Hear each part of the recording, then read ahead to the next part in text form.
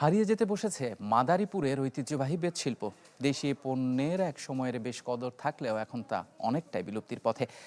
কাঁচামালের অভাব আর পণ্যের উপযুক্ত দাম না পাওয়ায় পূর্বপুরুষদের এই পেশা ছাড়তে বাধ্য হচ্ছেন এই শিল্পের সাথে জড়িত অনেক কারিগর।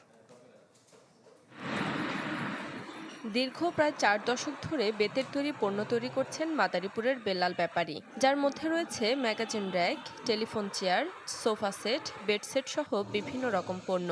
এসব পণ্য তৈরির বেত আনতে হয় রাঙামাটি, বান্দরবান ও খাগড়াছড়ি থেকে, কিন্তু খরচ ও দামের ফারাক থাকায় চলতে হচ্ছে হিসেব নিকেশ করেই।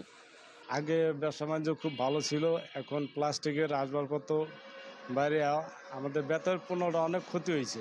বিভিন্ন দেশের থেকে আগে বেত আসতো, সংগ্রহ করতো সরকার, এখন ওই ধরনের নাই। ডিজাইন, এলিগেন্স, বিউটি, সেরা পণ্য সবার জন্য জেভিকো।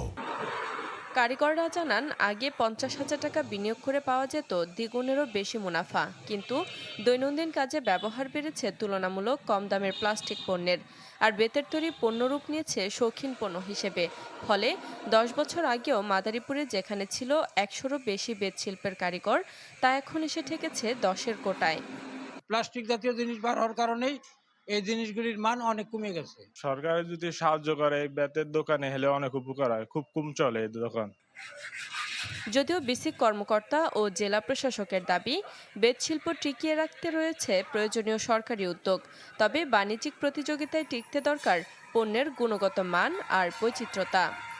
এটা টিকিয়ে রাখার জন্য তাহলে আমরা তাদের প্রথমে একটা প্রশিক্ষণ দেবো, শিল্প উদ্যোক্তা প্রশিক্ষণ দিয়ে আমরা সহজ কিস্তিতে লোন দিব।